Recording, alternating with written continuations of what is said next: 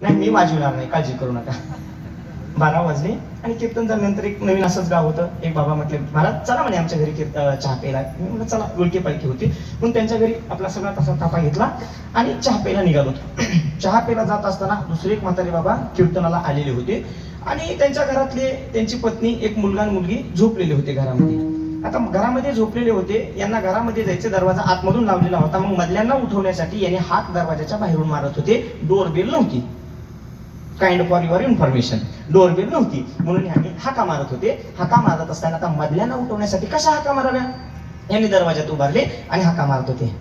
ए पप्या, पप्यो, ए पप्या, बाळ्या उठ की, ए बाळ्या अरे उठ.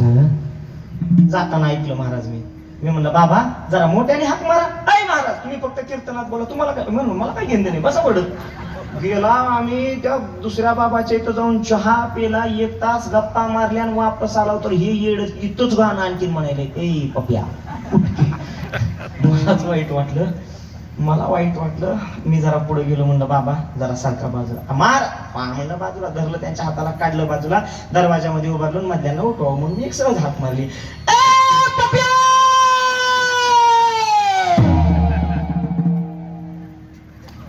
उठले का? तिकडचे उठवायचे नव्हते, मागच्या 2 मावशा झोपायला होत्या, कीर्तन झोपले म्हणून उठवावं म्हणलं त्यांना. हा विनोदाचा भाग सोडून द्या, ऐका आता फक्त एक उत्तर द्या.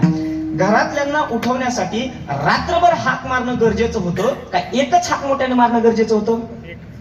एकच हाक, पण ती मोठ्यानं मारणं गरजेचं होतं. तसं माझ्या भगवान परमात्म्याला प्राप्त करण्यासाठी ना दिवस रात्र असंख्य नावं घेऊन गरज नाहीये. फक्त देवाला एकच नाव घ्या जे गजनराणी घेतलं, एकच नाव घ्या जे आजामेळानं घेतलं, एक नाव घ्या हाके सरशी उडी घालून या स्तंभ पुढे ऐसी कृपावंत कोण माझ्या विठाई वाचून. भगवान परमात्मा धावत धावत तुमच्या समोर आल्याशिवाय राहणार नाही. म्हणून तुकोबराय म्हणतात तुका म्हणे